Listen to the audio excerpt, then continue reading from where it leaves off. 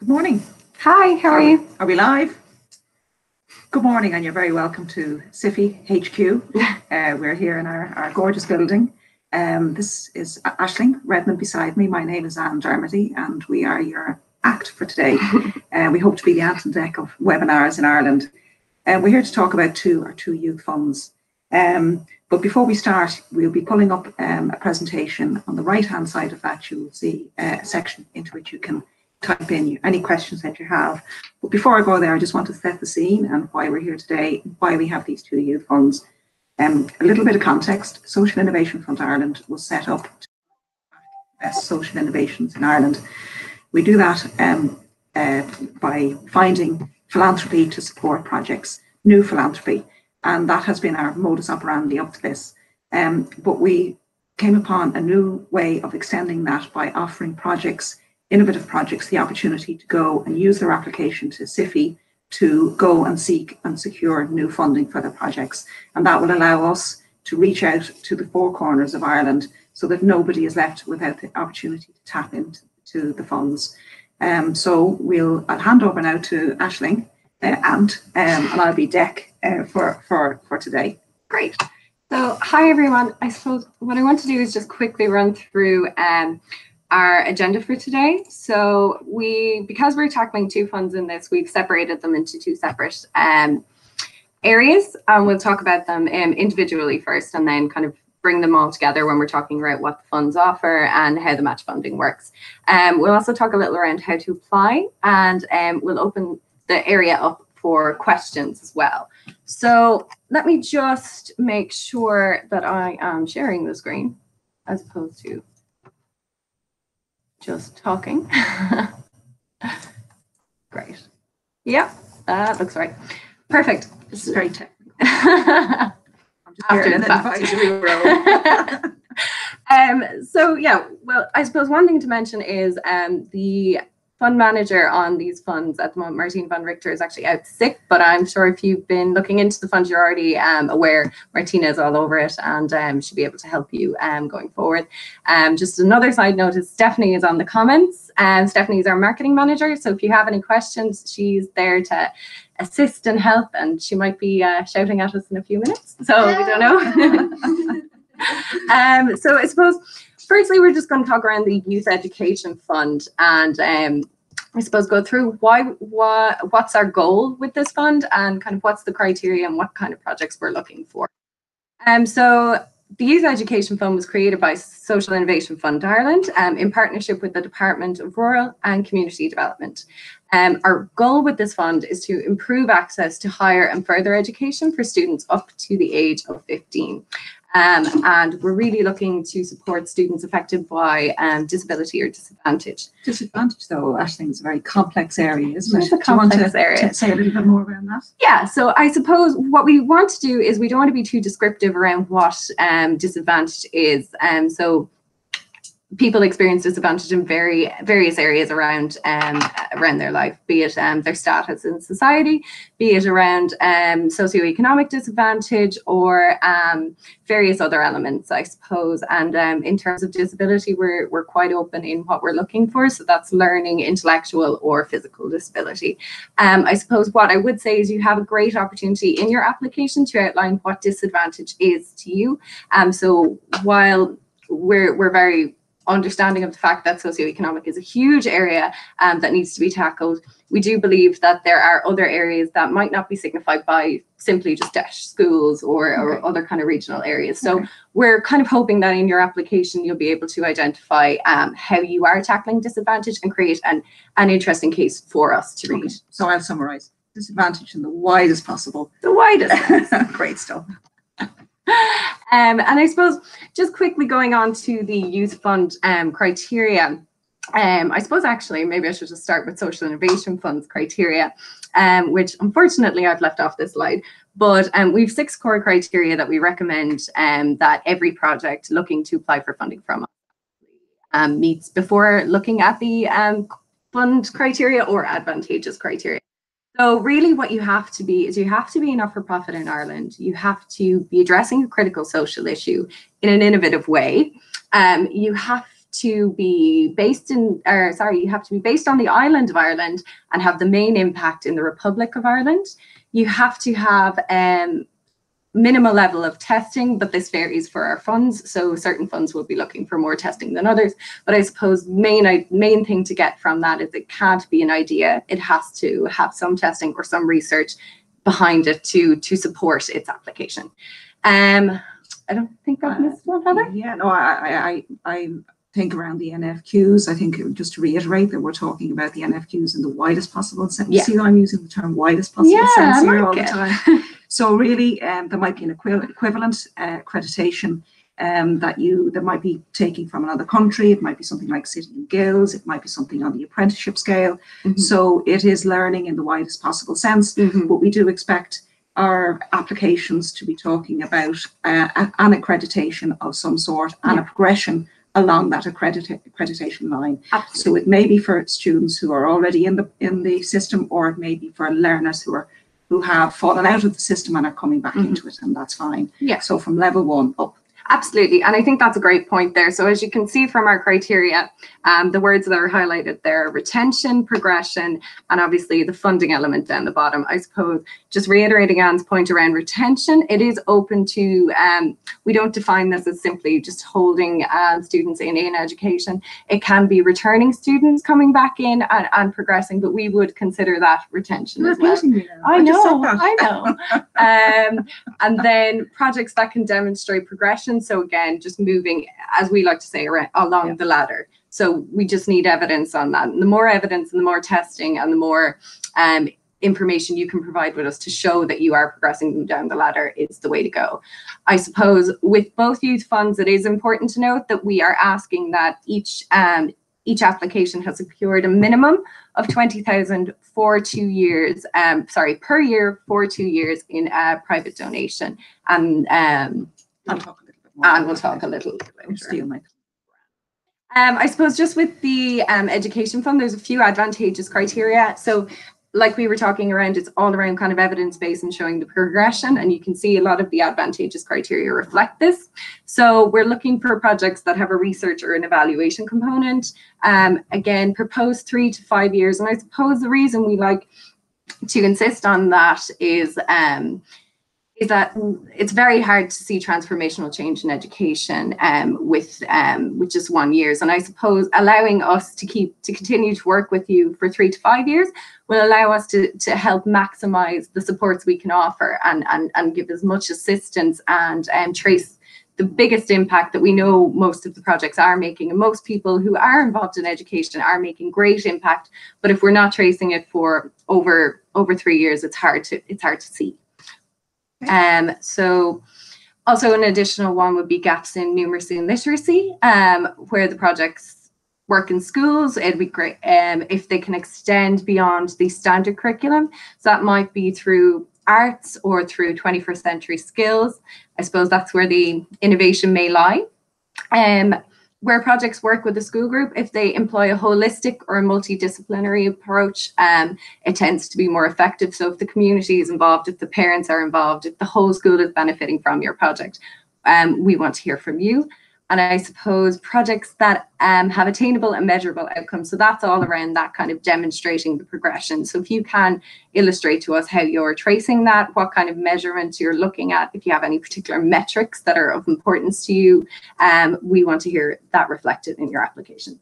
So these aren't essentials, but they will benefit your application if you can show that you're achieving some of these points. Absolutely. Okay, good stuff.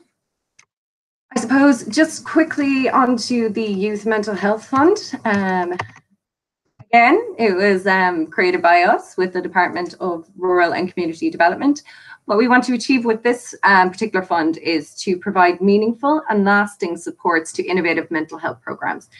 And I suppose what's interesting is we're trying to tackle projects with working at early adolescence or early adulthood. And really, we think it's important to tackle these because of the societal and academic and emotional kind of pressures that young people face at this point. So we're open to all kind of innovative projects. I suppose this would be more open than the Youth Education Fund. We're looking for preventative or preventative supports or interventions. So from various ends of the spectrum, I think. So it's innovative in an Irish sense, so isn't it? And that might be something, a project that you're taking from another country, another area, and bringing it to Ireland. And I just, the early adolescence, we've left that there. That may obviously drop into primary school, but it will be targeting, I would say, 5th and 6th class in primary schools. Yeah. So the specific criteria, in addition to our core criteria, a lot of criteria. So really, applicants should be able to demonstrate. So every element of this fund and the Youth Education Fund is around demonstrating the impact and demonstrating progression. So we're looking for projects to be able to demonstrate how they can improve the capacity of those up to the age of 25 to cope with mental health challenges and difficulties.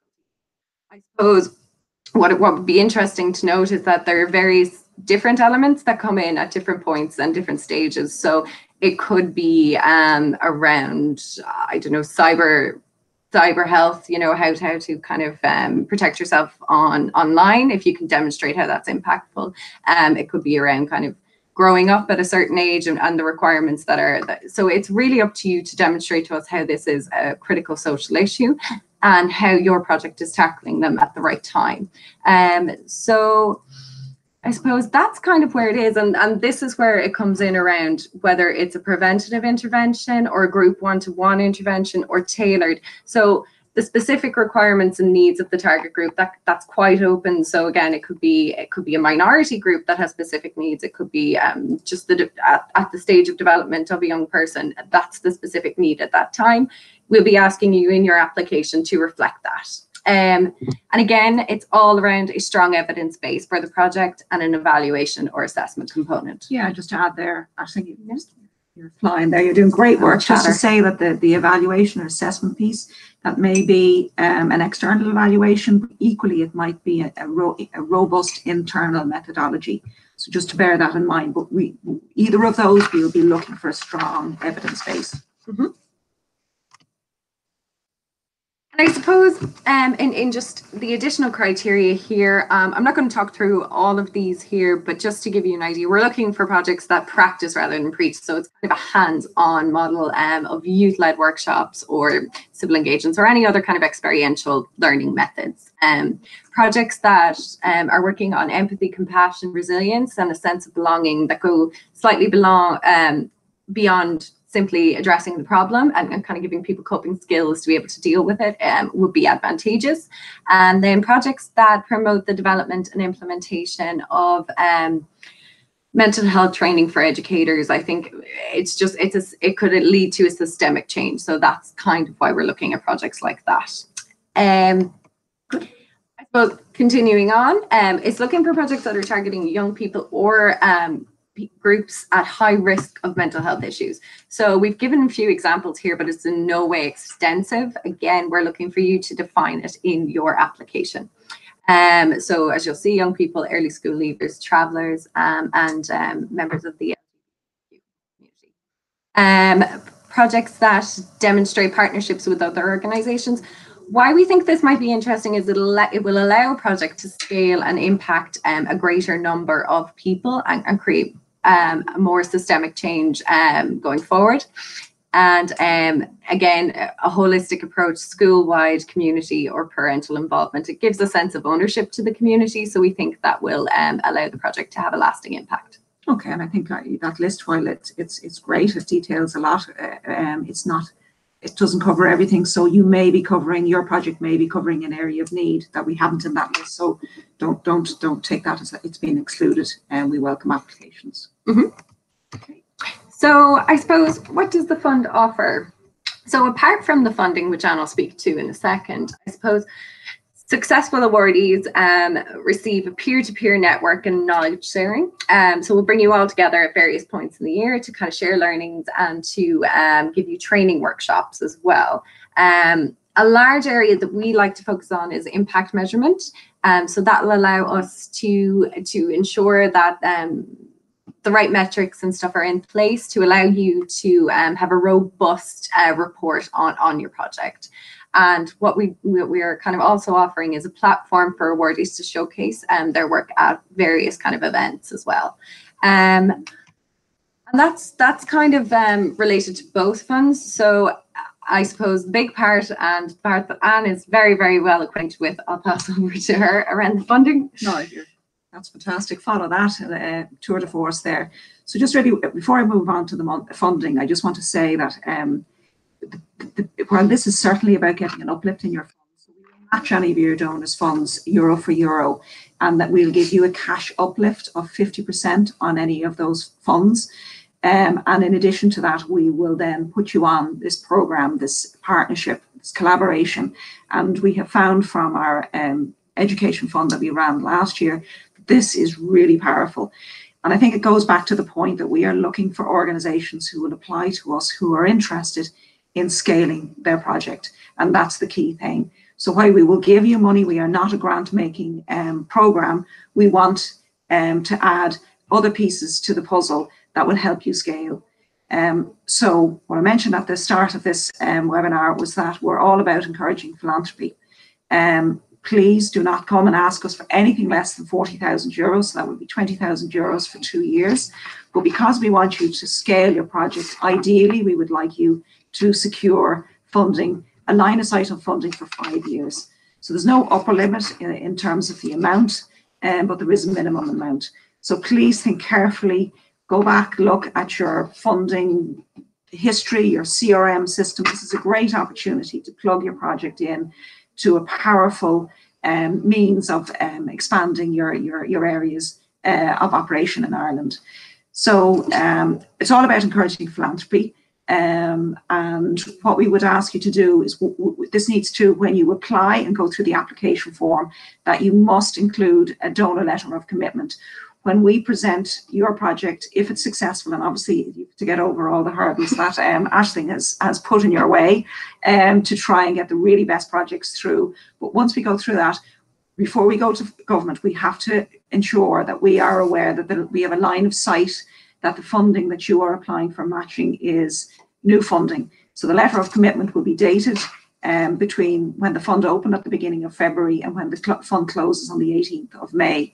It will say, I am Dermody, declare an amount of money in support of Project X in their application to the Innovation Fund. That sample letter is on our website, so just click in and get it there. Okay, click on there for me, Roisin. I don't get that. Yeah. We're following on. Okay, yeah, so so some questions that I've been asked when I'm out and about is, okay, we fundraised last year, we have some reserves, can we use those as part of our application? I'm sorry, no, only newly sourced funding. So funding that has a letter dated after the 1st of February, before 18th of May, saying that you have this funding to support your application.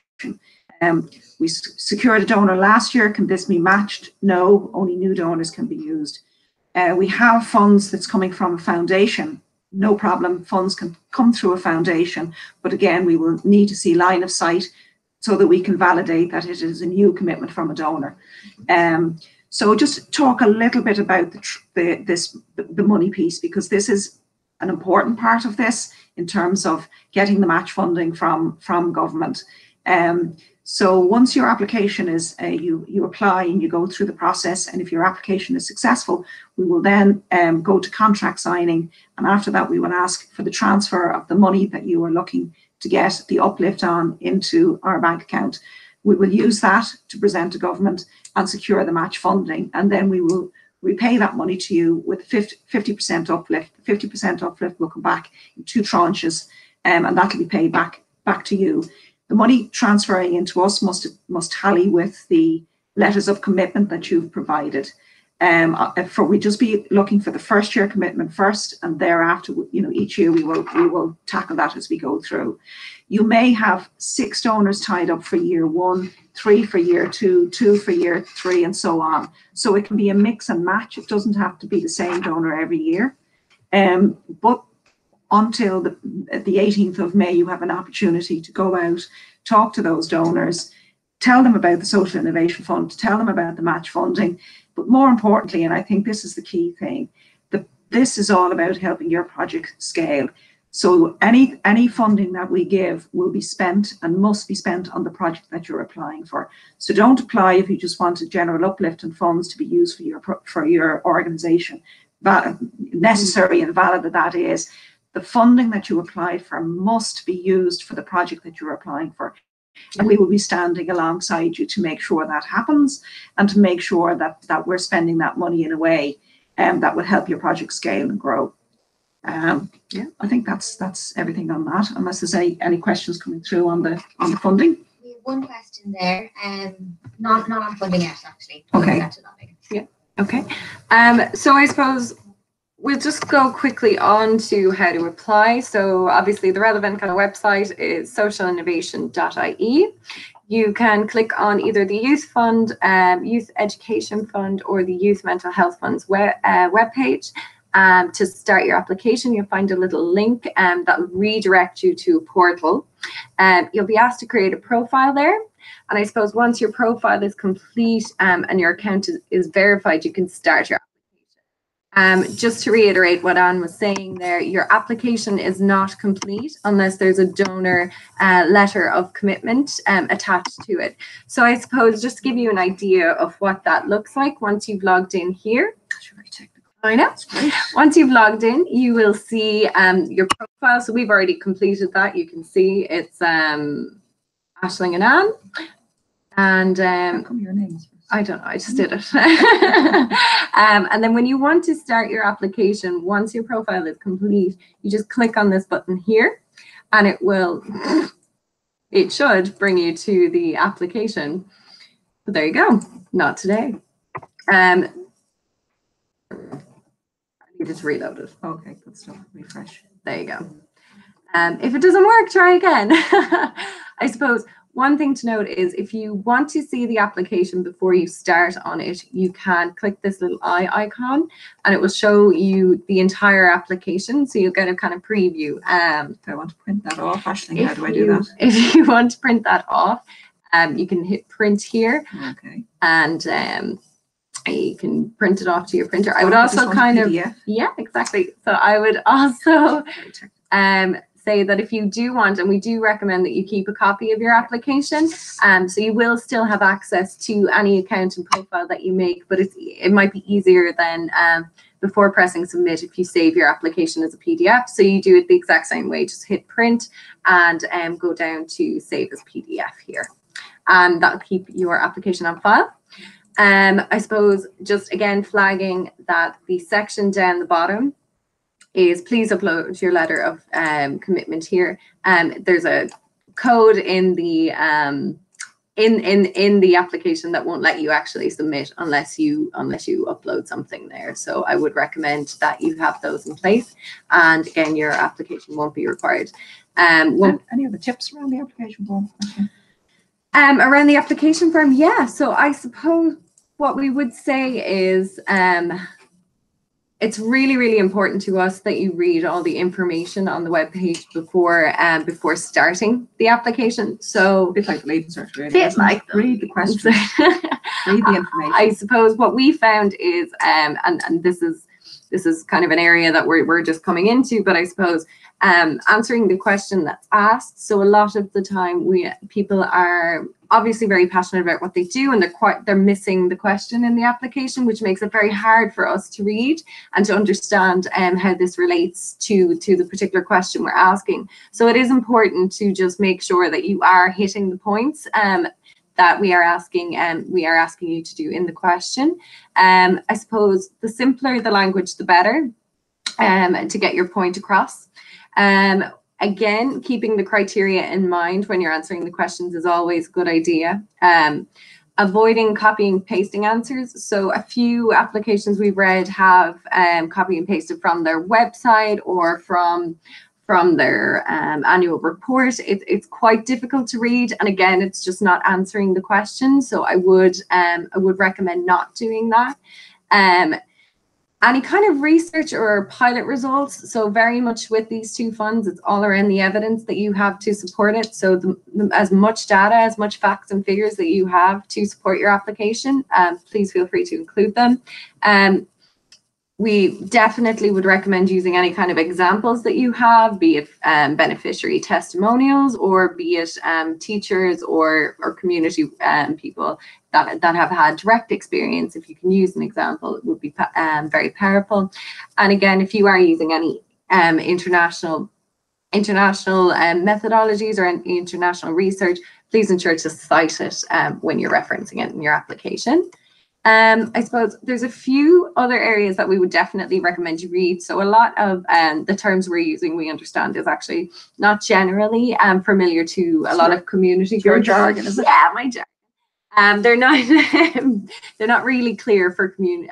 They're not the usual terminology that most people would use. So I suppose what we've done is we've created a glossary of terms that is under the frequently asked question in every page on our website. So I would recommend you have a look at that if you are in any doubt around what language we're looking at. So it goes through beneficiaries, it goes through evidence-based, your goals, your impact, what is innovation, what's scalable, what's replicable, why we refer to things as the project as opposed to the solution. And I suppose it just allows us to have a very clear understanding when everybody has the same baseline around the language. So I would definitely recommend having a look at that in terms of our frequently asked questions. And the other area here is a case study, which is also under that section. And that will that just shows you how you can practically use those words to illustrate your point. Again, it's under the frequently asked questions, so I'm just not going to click on it here. And again, looking at the application form before starting is probably a really good place.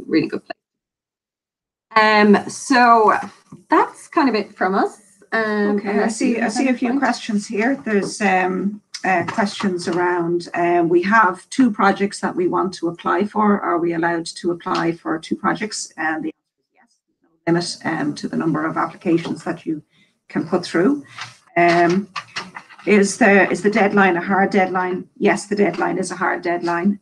We won't be giving any extensions. Do you need to have funds in the bank before the deadline? No, but you need to have a letter of commitment. But do be aware that if your application is successful, the financials that you're asking for support on.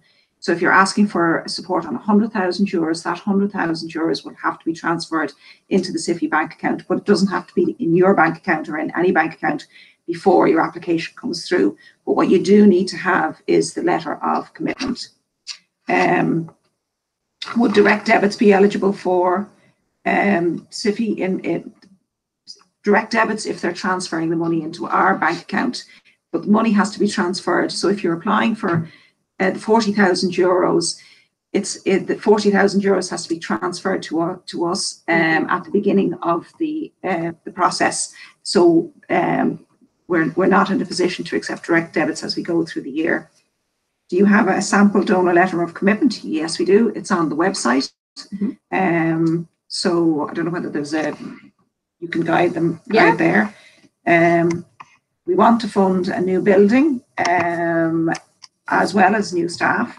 That's great. That's exciting that somebody is expanding their staff. Unfortunately, new buildings are excluded from this. So capital expenditure is a no-no, but absolutely whether it's staff, so other items that will help your project scale can be included in this. They're great questions. A lot of interest coming through. So there's the sample letter. You'll find it on the website. If you're stuck at all, Aisling at socialinnovation.ie, Aisling spelled AISLING, or Martina at socialinnovation.ie. If you have any questions around the funding, and that's ANN with an E, at socialinnovationfund.ie. What I would say is that it's really important to take your time with the application. We're not looking for quantity, we're looking for quality. If you can answer a question with 2 sentences and that explains what you're about, we'd rather see that than 50 lines, which may just confuse the readers. So accuracy, simplicity in your answers, as much detail that you can add to support the information that you're putting through. And obviously, again, just to reiterate, this is a great opportunity to plug your project into an amazing support package, both financial and, more importantly, as we found from the Education Fund last year, the applicants are finding the wraparound supports that we're providing to be even more powerful than the finances. So that's me saying that Ashling's side of the house is more important than mine in the cash. But look at the cash. Cash is really important. This is an opportunity to go out and talk to new donors. It's a chance to go out, talk to other organizations, whether it's your local retailer, anybody else in your area, other people that may be interested in supporting your application. If your application isn't successful to us, they don't necessarily have to be tied to it. Obviously, you may want to continue on that relationship, but it's important that you use this opportunity to button in as much support as you can for your project. And you can do that for 5 years, which is fantastic. Yeah. I suppose just one question I have here is, will the webinar be available online after it ends? Yeah, so this link is just going to be permanently on our website. So God. yeah, I see each other again. That's terrible. See you every day. I suppose just another question we had received previously was, if we don't meet any of the advantageous criteria, should we still apply? And I suppose just to reiterate what Anne was saying, they are not a requirement, but they are encouraged. So if you are meeting as many of them, you will be at an advantage. I suppose the interesting thing that we find with how we run our funds is we just don't know what's coming in the door. So we can never really tell who's going to meet it and who's not. So if you're meeting our core criteria and you're meeting the fund criteria around retention and progression, then yes, I would say definitely make an application. Again, the more advantageous criteria you have, the better, but it truly depends on the mix that we get. And I suppose, so it's not just to say it's not a competitive process. The applications will be judged each one on their own. So if we get one project or 50 projects that get above the benchmarks, they will be accepted. Yeah. Okay. So I think that's kind of it from us. We're just going to put back on screen. But I suppose, look, if there is any other questions or anything, I would definitely be recommending that you contact either Anne around the funding, because she's the queen of all the money coming in and out. and Ashley will be here on hand to provide you with any information about the specifics of the funds. But we're here to help, guys. Don't be shy. Pick up the phone or get an email out to us. We're here to help, and we'll give you any support we possibly can. Best of luck with your application, and we really hope we'll be welcoming you here to the funky SIFI HQ, where we'll help you work on your project to help it scale and grow. Thank you. Cheers. Bye. Bye-bye.